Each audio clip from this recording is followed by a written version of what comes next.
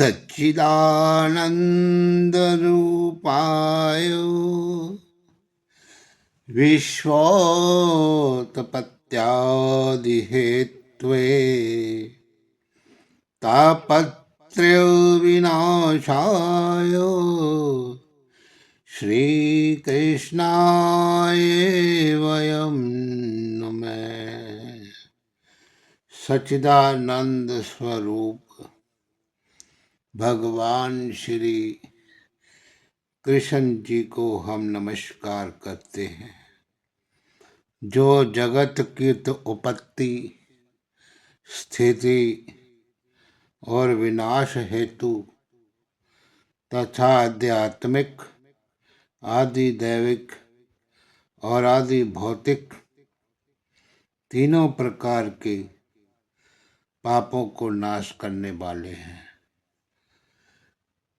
सो हे भक्तों, आपको मेरा नमस्कार है। आज मैं आपके लिए श्रीमद् भागवत महापुराण के 34वें अध्याय की कथा जो है सुनाने जा रहा हूँ। सो आप इस कथा को पूर्ण रूप से सुने। सुखदेव जी बोले कि हे राजन, जिस तरह श्याम सुंदर ने सुदर्शन विद्याधर को सांप की योनि से छुड़ा करके शंखचूड़ दैत्य को मारा था, उसकी कथा अब हम कहते हैं। सुनो, नंद जी ने एक दिन सब गोपालों और गोपियों से कहा कि हमने श्री कृष्ण के जन्मते समय ये मानता मानी थी कि जब मोहन प्यारे 12 वर्ष के होंगे तब मैं अपनी सब जाति भाई वालों के साथ बाजे गाजे के समेत जाकर के अंबिका देवी की पूजा करूंगा। महारानी की कृपा से वे दिन मुझे दिखलाई दिया, इसलिए सबको चढ़कर उनकी पूजा करनी चाहिए। ये वचन सुनते ही वे लोग सब खुश हो गए। एक दिन नंद, यशोदा, कृष्ण, बलराम और सारे ग्वाल बाल गोपियां छोटे बड़ों को साथ लेकर बड़ी खुशी से गाते बजाते चले। दूध, दही, मेवा, मिठाई आदि पूजा की सामग्री गाड़ी व बैलों पर लदवाए हुए सरस्वती के किनारे पहुंचकर सबने स्नान किया। पुरोहित को बुलाकर के विधि पूर्वक देवी जी की पूजा करके हाथ जोड़ करके बोले कि हे अंबिका माता, तुम्हारी कृपा से मेरी मनोकामना पूरी हुई। फिर नंद जी ने बहुत सी गौएं और सोना विधि पूर्वक दान देकर 1000 ब्राह्मणों को अच्छी तरह से भोजन करवाया। उस दिन महादेव भी देवताओं समेत दर्शन करने आए थे। पूजा, परिक्रमा और ब्राह्मण भोजन कराने में सारा दिन बीतकर संध्या हुई। नंद आदि सब लोग रात को वहीं पर सो रहे। ऐसी विधि सोए सभी, सुदिना रही तनु माही। बारंबार पुकारिए, तब हूँ जागत नाही। हे राजन, उस निद्रा के समय जब आधी रात को एक अजगर आकर के नंद राय की आधी टांग निकल गया और उन्होंने जाग करके अपने को काल के मुख में फंसे देखा। तब श्री कृष्ण को अपनी रक्षा के लिए पुकारा। नंद राय का बोल सुनते ही सब ग्वाल बाल और गोपियों ने उठ के उजियाला किया, रोशनी की। देखा तो मालूम हुआ कि एक अजगर नंद जी की आधी टांग निकले हुए पड़ा है। ये दशा देखते ही जब वे लोग जलती हुई लकड़ियों से उस सांप को मारने लगे, पर उसने नंद जी को नहीं छोड़ा। तब सबों ने हार मानकर श्री कृष्ण जी को जगाया। जब श्याम सुंदर ने बालकों की तरह आंखें मलते हुए उठ के जैसे ही अपने बाएं पांव का अंगूठा छुआया, वैसे ही उस अजगर ने नंद जी का पैर छोड़ दिया और जम्हाई लेकर मनुष्य रूप व बहुत सुंदर भूषण व वस्त्र पहने राजाओं के समान हो गया और नंदलाल जी को दंडवत करके उनके सामने खड़ा होकर स्तुति करने लगा। ये हाल देख के नंद आदि गोप और गोपियों ने बड़ा अचंभा माना। श्याम सुंदर ने उस मनुष्य से पूछा, तो वह स्वरूप सुंदर महा उपमा कही न जाए, सर्प रूप काहे दरेऊ हमसे कहो बुझाए। ये वचन सुनते ही वे हाथ जोड़कर बोला कि हे वैकुंठनाथ, आप अंतर्यामी से कोई बात छिपी नहीं है, परंतु तुम्हारी आज्ञा अनुसार अपना हाल मैं कहता हूँ, सुनिए। मैं सुदर्शन नाम विद्याधर हंसपुर में रहता था। धन, सुंदरता और बुद्धि के अभिमान से अपने सामने किसी को कुछ नहीं समझता था। देवता लोग भी मेरा सम्मान बहुत करते थे। एक दिन विमान पे बैठ के सैर करने निकला। रास्ते में अंगिरा ऋषि को कुरूप देख करके मुझे हंसी आई और मैं कई बार अपना विमान उड़ाता हुआ उनके ऊपर से ले गया। तो ऋषिवर ने विमान की परछाई ऊपर पड़ने से क्रोधित होकर मुझे शाप दिया कि तू अजगर सांप हो जा।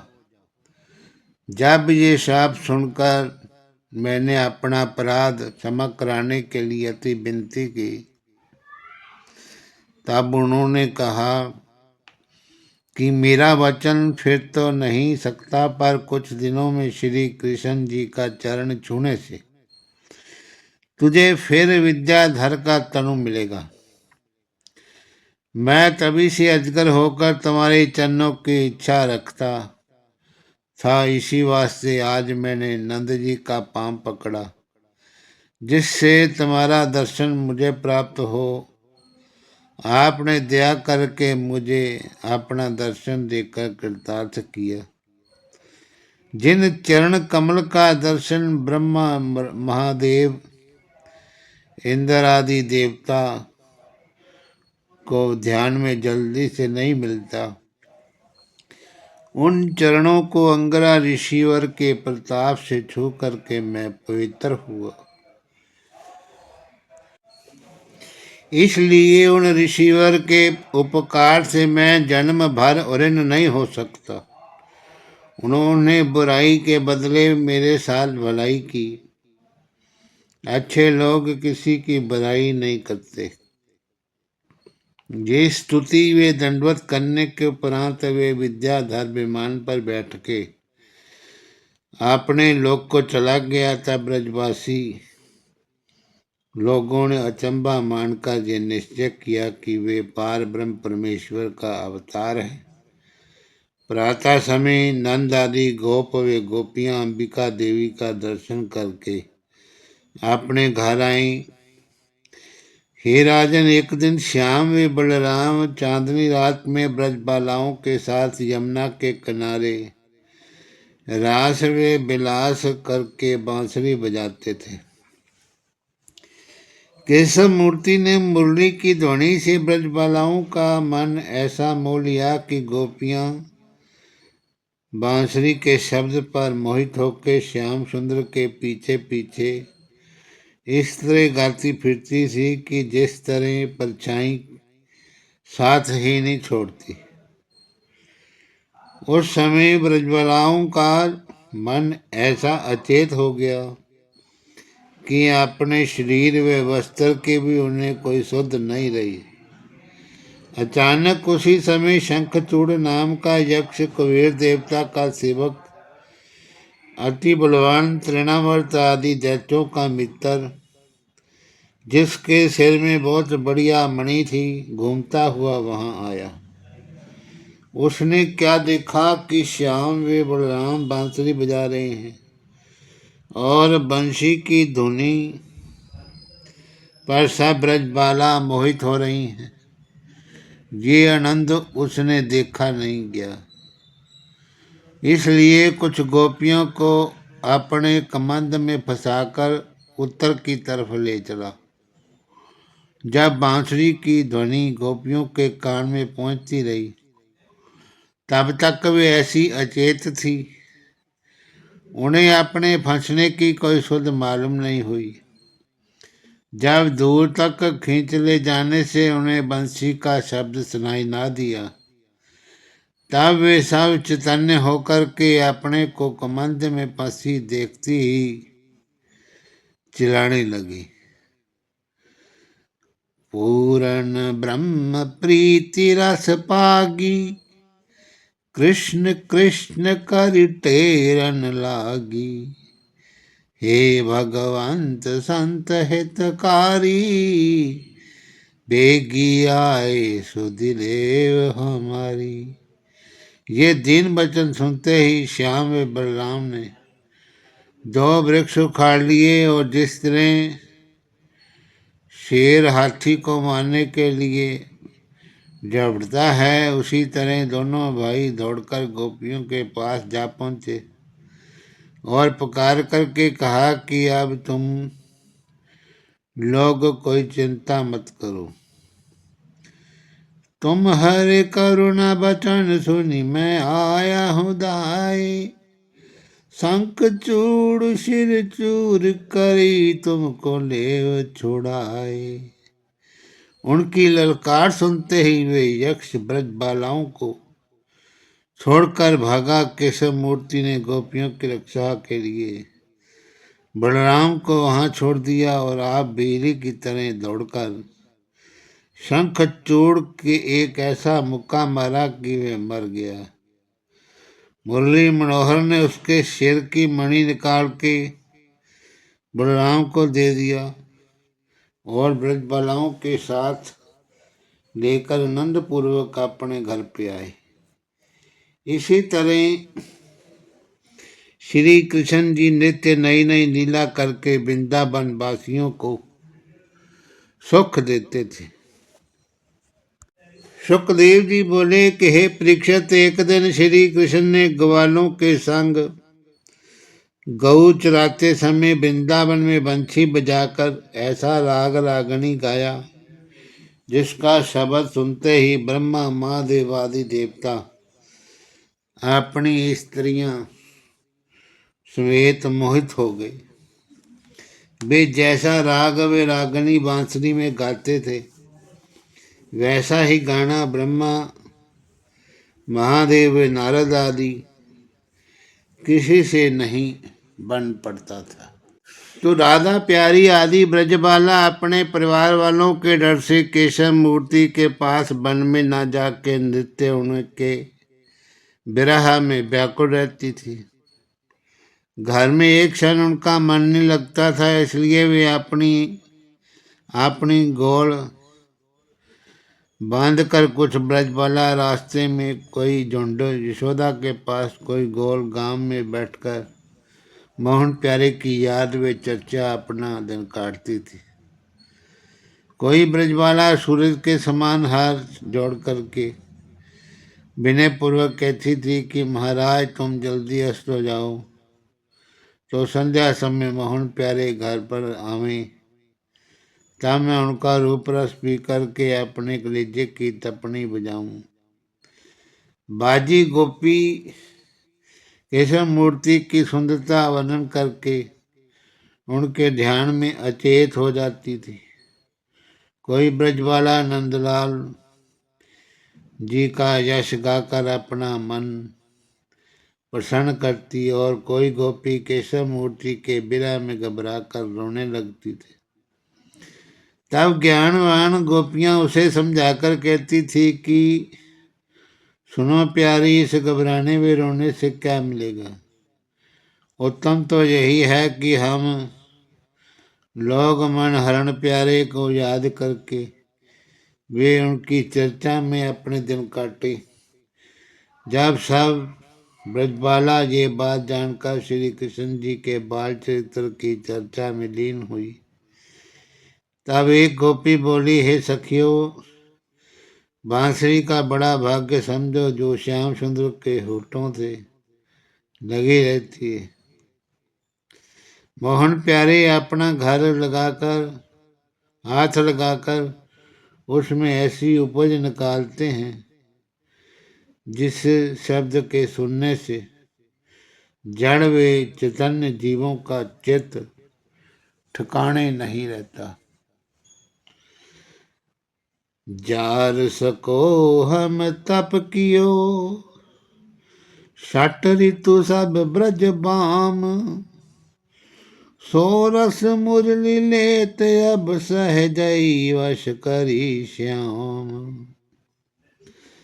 गावत मीठी तान मुरली संग अधर नधर, अब जाके वश कान अब अरन वश वह करे रही। दूसरी सखी ने कहा, क्यों बांसुरी की ऐसी बुराई ना हो। जिसका हाथ श्याम सुंदर पकड़े हुए तीनों लोकों का मालिक हो सकता है। मनुष्यों की क्या समर्थ है कि जो बंसी ध्वनि सुनकर अचेत न हो जावे।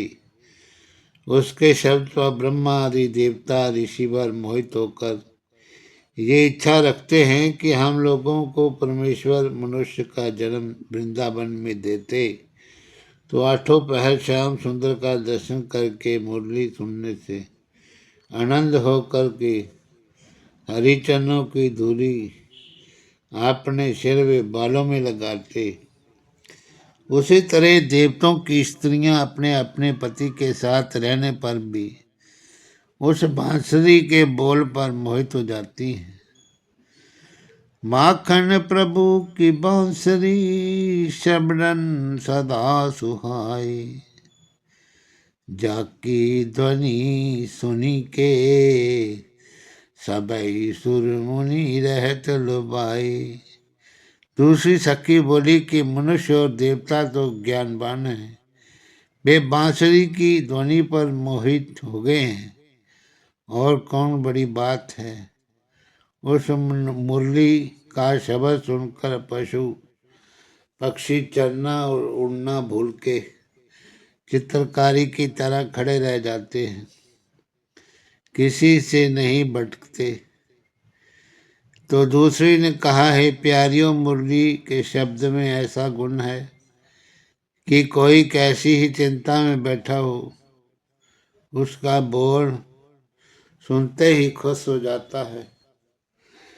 तो दूसरी ब्रजबाला ने कहा कि वे बांसुरी बड़ी चतुर राई व कुटनी है।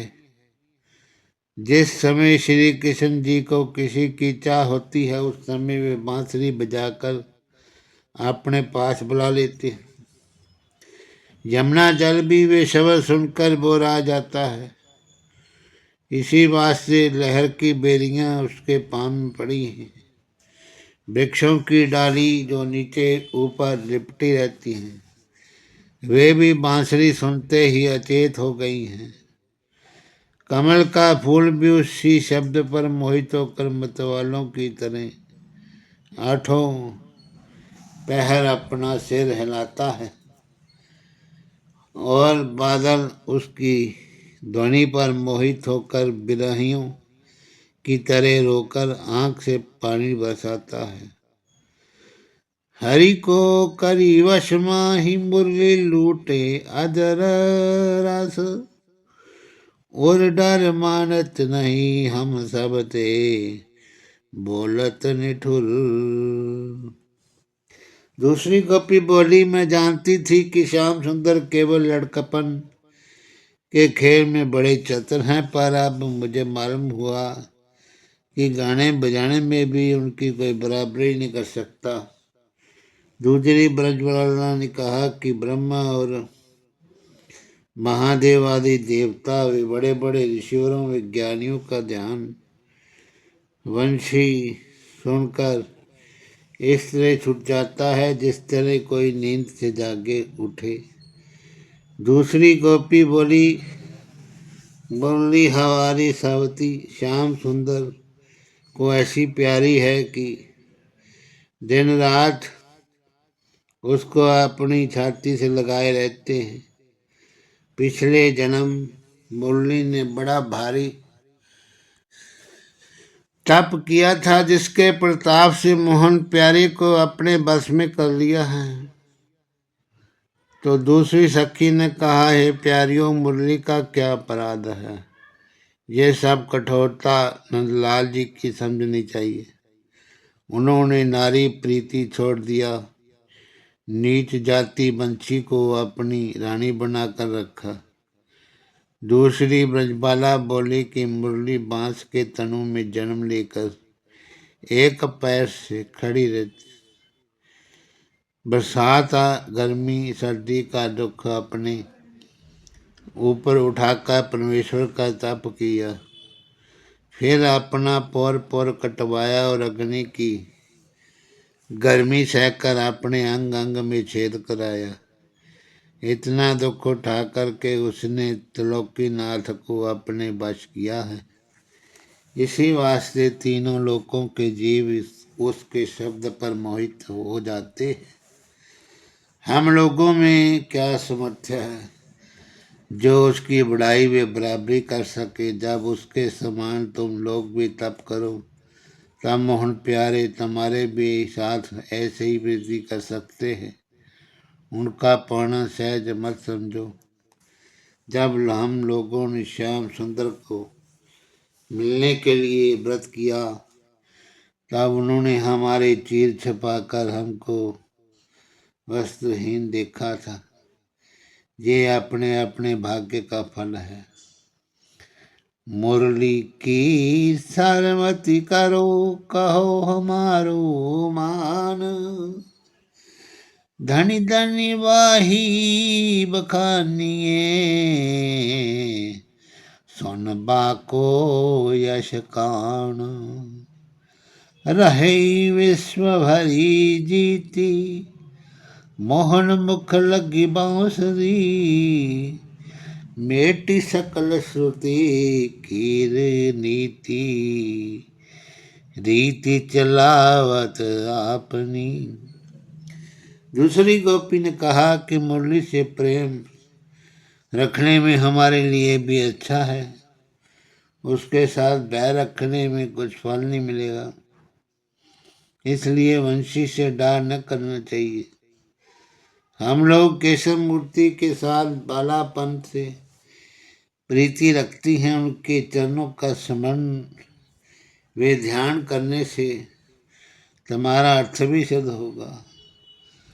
हमको है ये आश, वे है अंतर्यामी हरि, कर है नहीं निराश, और अंतर की जानी के। दूसरी ब्रजबाला बोली कि वंशी श्याम सुंदर के ओठों का अमृत पीकर अमर हो गई। इसी बात से अपना बोल सुनाकर हम लोगों को ज्ञान सिखलाती है। ये वचन सुनते ही राधा प्यारी श्री कृष्ण के विरह में डूबकर रोने लगी।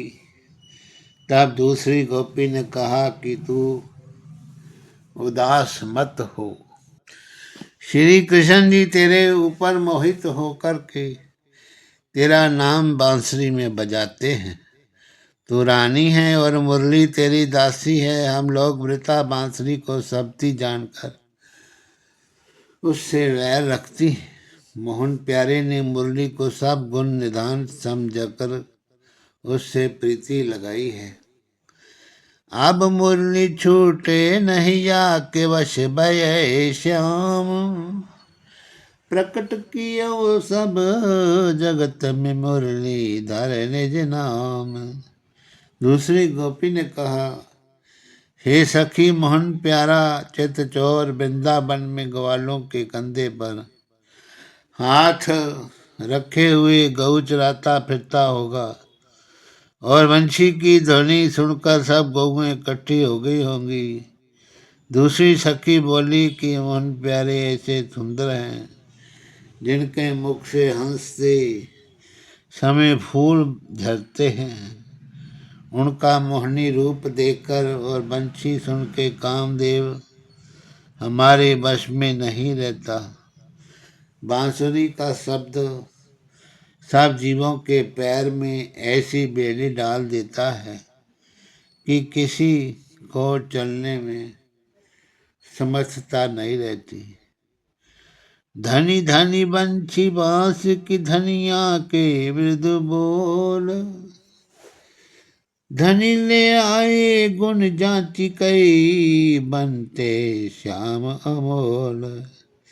हे परीक्षित, इसी तरह सब गोपियां श्याम सुंदर जी की चर्चा में दिन रात काट के सारा समय बैठी रहती। रास्ते में केशव मूर्ति अंतर्यामी उनकी प्रीति जान के संध्या समय बालराम जी समेत गौओं और ग्वालों को साथ लिए मोर पंख की टोपी सिर पे धरे, जड़ाऊ कुंडल कानों में पहने, बांसुरी बजाते हुए उस सुंदरता से गाते थे कि उनका दर्शन करने से सब छोटे बड़े के मन खुश हो जाते थे। और गोपियां बड़े प्रेम से आगे दौड़कर श्री कृष्ण जी के मुख से शीतलता से अपना हृदय की अग्नि ठंडी करती थी। श्याम सुंदर के पग की धूरी अपने अपने अंचल से झाड़कर परिक्रमा लेने के उपरांत अपने घर आती थी। हरि स्वरूप के सिंधु में गोपी कूदी धाए, नयनन पाम दर्श रस मन की तृषा बुझाए। जब श्याम वे बलराम अपने घर पहुंचे थे तो यशोदा और रोनी बड़े प्रेम से उपटन लगाकर स्नान करा के 36 प्रकार के व्यंजन खाने के लिए देती थी। वे ग्वाल बालों के साथ प्रसन्न होकर भोजन करते थे। नित्य यही नियम रहता था। एक दिन वृंदावन विहारी ने ऐसा विचार किया कि हमने रासलीला में अंतर ध्यान होकर श्यामा आदि गोपियों को अपने विरह का बड़ा दुख दिया था। उसके बदले अब मुझे उचित है कि राधा प्यारी को जो लक्ष्मी जी का अवतार है मान कराऊं और मैं उनके पांव पकड़कर ऐसे प्रसन्न करूं कि सब ब्रज बालाओं का दुर्वचन सुनकर उन्हें दुख देने के बदले में उऋण हो जाऊं। तो एक दिन राधा प्यारी 16 श्रृंगार किए अपने घर बैठी थी।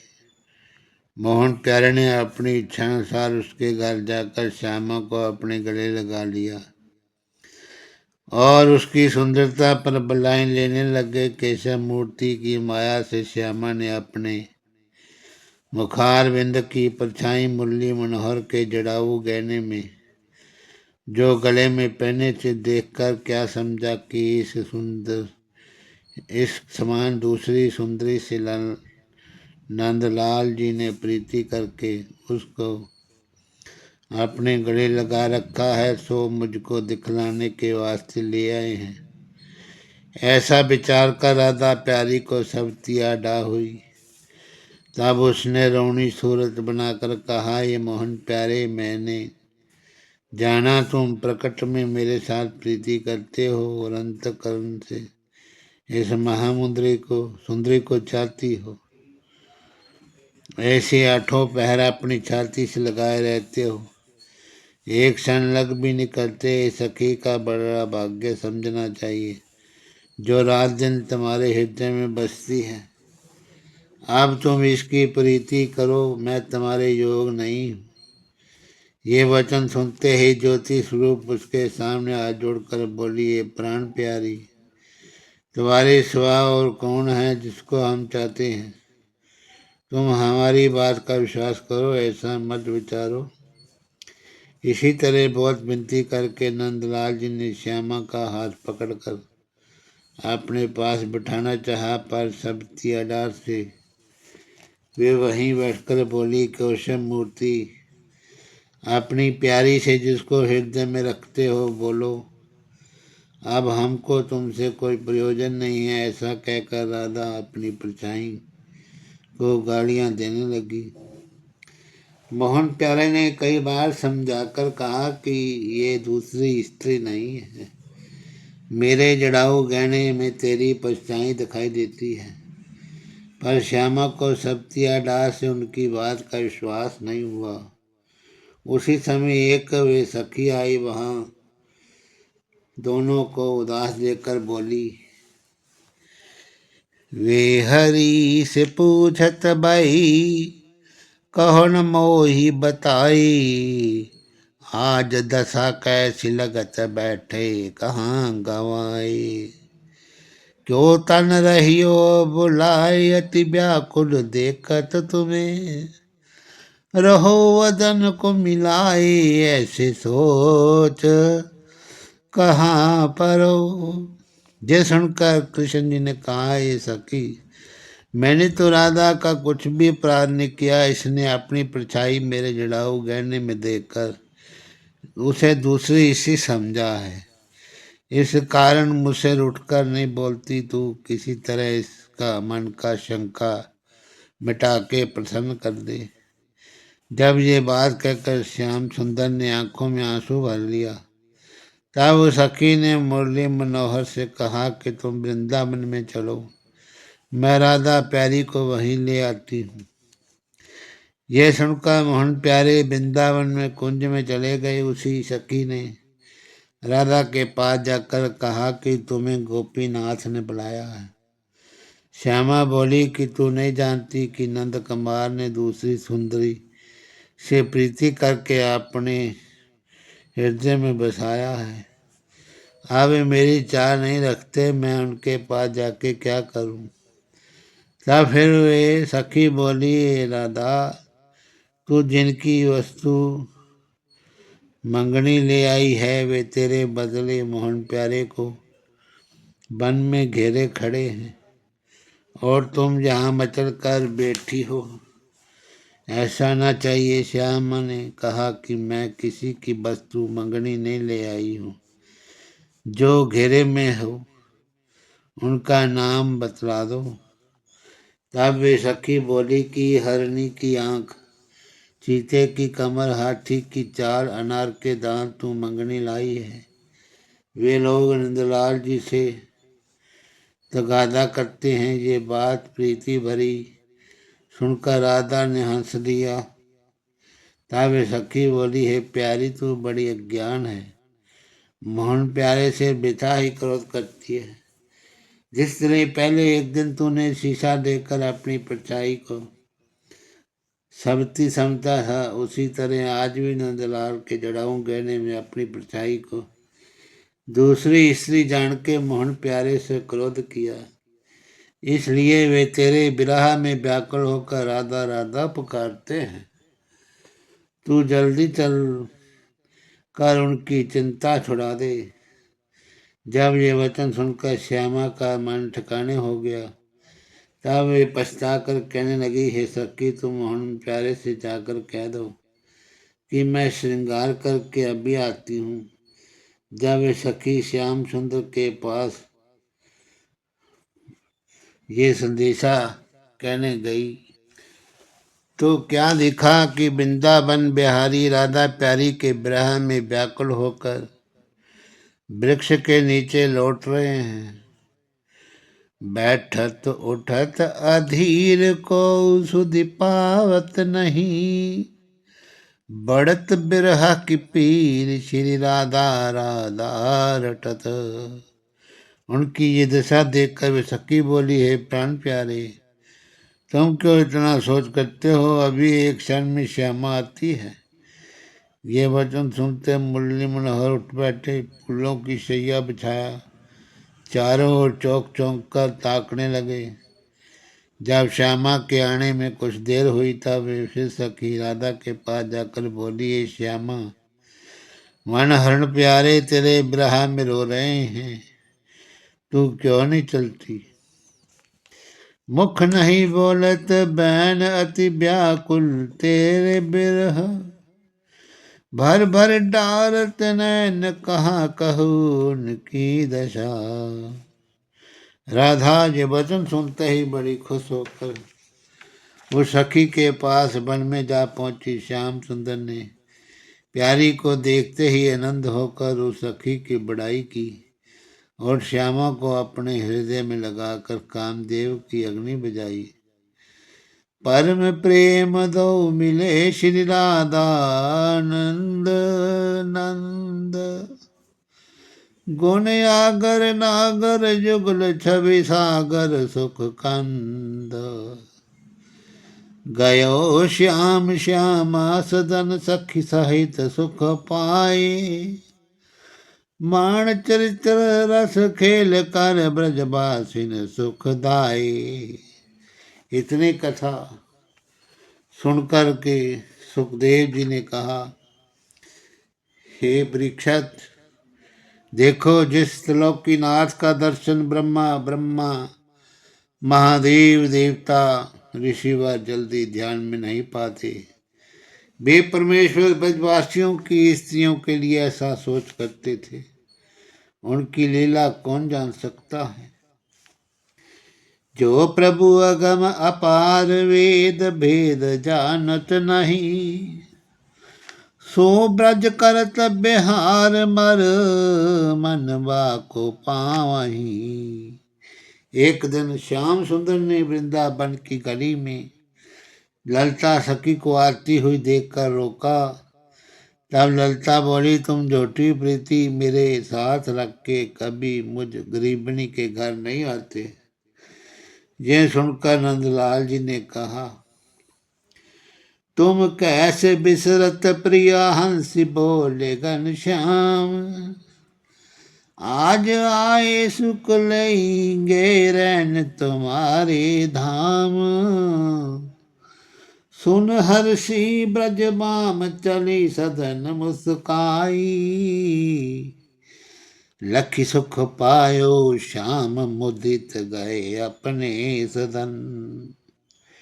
हे राजन, ललिता ने बड़े हर्ष से अपने घर आकर 16 श्रृंगार किया, शैया तैयार की, श्याम सुंदर के आने की आशा करने लगी। जब आधी रात बीतने पर भी श्री कृष्ण जी महाराज वहां ना आकर शैला सखी के घर चले गए, तब ललिता ने उदास होकर कहा, कहत श्याम आए नहीं होन लगी अधरात,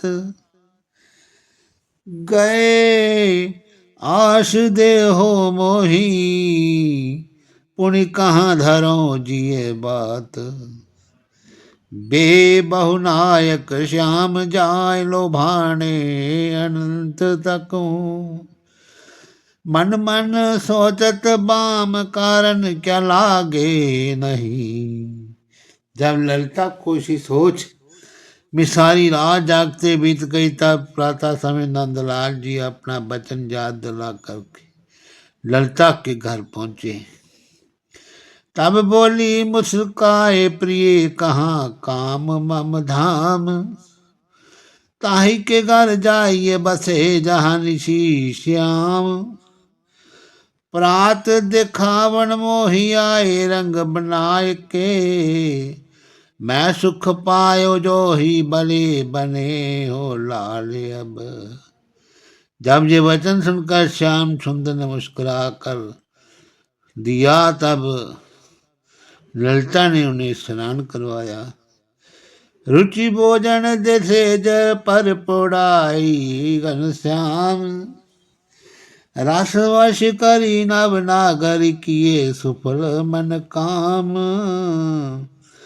थोड़ी देर केशव मूर्ति वहां रह करके उसकी इच्छा पूरी करने के उपरांत अपने घर चले गए। इसी तरह मोहन प्यारे कभी श्यामा, कभी चंद्रावली, कभी सुखमा, कभी आदि गोपियों के घर रात भर रहकर उनकी इच्छा पूर्ण करते थे। जब एक ब्रजवाला से वचन हार कर दूसरी सखी के घर जाते थे और वे ब्रजवाला हटकर मान करती, तब वे बहुत विनती कर उसे मानते। उसी तरह मोहन प्यारे अपना एक रूप नंद व यशोदा के पास रखते थे और अनेक रूप धरकर कभी कभी ब्रजा बालाओं की मनोकामनाओं को पूरी करते थे।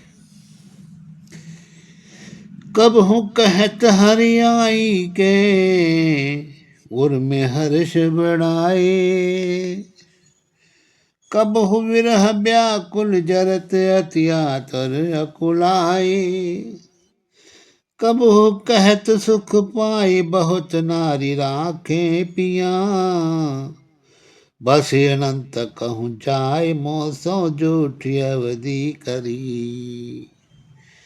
एक रात श्याम सुंदर किसी सखी के घर रह करके जब प्रातः राधा के पास पहुंचे, तब वे क्रोध करके रूठ बैठी। इसीलिए मोहन प्यारी ने बहुत विनती का सुगंध खाई कि हे प्राण प्यारी, अब मैं दूसरी गोपी के घर कभी नहीं जाऊंगा। तब वे प्रसन्न हुई। पर त्रिलोकीनाथ ने जो सबकी इच्छा पूर्ण करने वाले थे, सुगंध खाने पर भी ब्रजबालाओं के घर का जाना नहीं छोड़ा।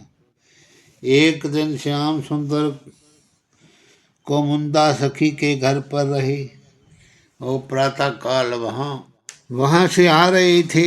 उसी समय चाणक राधा प्यारी कुमुंदा सखी को यमुना स्नान करने के लिए बुलाने गई। जैसे श्यामा ने केशव मूर्ति को उसके घर से निकलते देखा, वैसे ही क्रोधित होकर बिना नहाए अपने घर चली गई। नंदलाल जी उसे देखते ही ब्रह्मांड कर मन में कहने लगे कि आज हमारी चोरी राधा ने पकड़ लिया।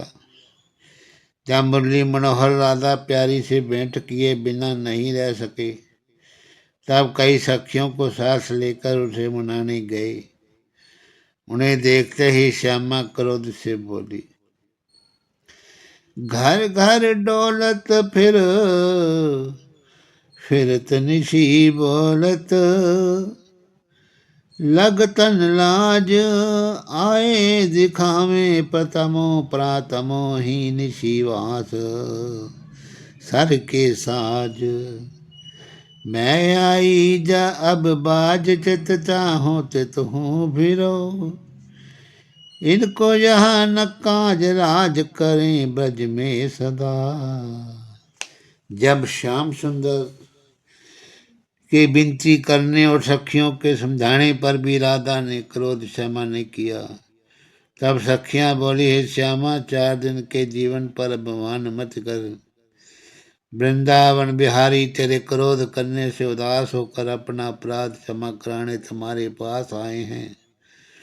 सो तू हंस बोलकर इनका सोच छुड़ा दे। आदर करी बिठाई के पिए को कंठ लगाए, घर आए नहीं कीजिए ऐसी विधि निठुराए। हे है तू नागरी वाम मन में क्या ऐसी धरो, वे ठाडे हैं श्याम तू मुखत बोलत नहीं। श्यामा ये सुनकर बोली कि जिसके घर श्याम सुंदर आठ पर रहे हैं वहां जाएं। मेरे साथ अब इनका क्या काम, अभी 4 दिन हुए, इन्होंने मेरे से सौगंध खाई थी और अब किसी सखी के घर न जाऊंगा। सो आज मैंने अपनी आंख से इनको गोमुंदा गोपी के यहाँ निकलते देखा। मैं इनके योग्य नहीं हूँ, लंपट मनुष्य से प्रीति करके कौन नष्ट होवे। ऐसो गुण हरि को सख निपटक पटक की खानी। अब इन सुमोसो कभी नहीं बनेगी जानी। है हरि कपट निधान बहुनायक संग रमी रहे। तिनको कर तब खान जो वामन हवई बलि छल्यो। ऐसु कहु चुप हो रही मुर बैठी रिसगात। मधुरे वचनन से कहत निपट सखिन सो बात। आए हैं आए हैं करी कौन चतुर न नारी संग नीशी जगे। इनसे मिली है कौन बिरह अग्नि में जलन को। सखी कहियो मुस्कान नहीं मानत मेरी कहियो। श्याम मनावे आए मैं जानियो तब मानी हई। जब सखियों के समझाने से राधा नहीं मानी तब उन्होंने श्याम सुंदर से कहा कि हम लोग समझाते समझाते हार गए पर राधा नहीं मानती, तुम उसे समझाकर मना लो। मान तबई नहीं लाडल था कि सभी मनाए। नेकु यतन कुछ कीजिए रचिए आप उपाय। चलई बनई है लाल अबोर यतन नहीं कोई। काछ काछिए जौन विधि नाच नाचिए सोए। आप काज मह काज बड़े न कही है बात ये। तजो श्याम और लाज कर बिनती प्रिय सो मिलो। जब ऐसा कहकर सब सखियां अपने अपने घर चली गई तब नंद कुमार भी वहां से बाहर चले आए, पर उनका मन नहीं माना। तब स्त्री रूप बन गए और श्री कृष्ण जी की ओर से राधा जी के पास जाकर ये संदेशा किया कि मैं इस समय तुझे देखने के लिए वृंदावन के कुंज में गई थी, सो तुझे उस जगह नहीं पाया, पर श्याम सुंदर तेरे विरह में वहाँ अति विलाप करते हैं। उन्होंने मेरे पांव पकड़कर बड़ी विनती से तुझे बुलाया है, सो तू मान छोड़ के मोहन प्यारे के पास चल। ये बात कहकर गोपी रूप मोहन प्यारे श्यामा के चरणों पर गिरकर विनती करने लगे। क्षण क्षण पर सत चरण कर क्षण क्षण लेत बलाए। कहत प्रिया अब मान तजी पुनि पुनि हाहा खाए। जब राधा प्यारी उस स्त्री के विनती करने से प्रसन्न होकर चलने के लिए तैयार हुई, तब श्याम सुंदर ने अपना रूप धरकर श्यामा को गले से लगा लिया। दोनों ने बड़े हर्ष से एक थाली में भोजन किया और अपने अपने कामदेव की अग्नि बेंट रूपी जल से बुझाई।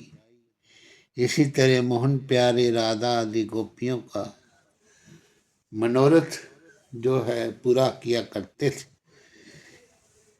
यह लीला आनंदमय सकल रस न को सार। भक्तन हित हरि करत हैं गाई तरत संसार। घर घर करत बिहार ब्रज युवतन के संग हरि। गावत हैं श्रुति चार ब्रजवासी हरि की कथा। बोलिए श्री विष्णु भगवान की जय।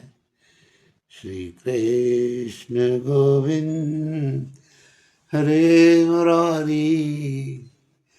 हे नाथ नारायण वासुदेव। श्री कृष्ण गोविंद हरे मुरारी, हे नाथ नारायण वासुदेव। श्री नाथ नारायण वासुदेवा, हे नाथ नारायण वासुदेवा। श्री कृष्ण गोविंद हरे मुरारी, हे नाथ नारायण वासुदेवा। श्री कृष्ण गोविंद हरे मुरारी, हे नाथ नारायण वासुदेवा।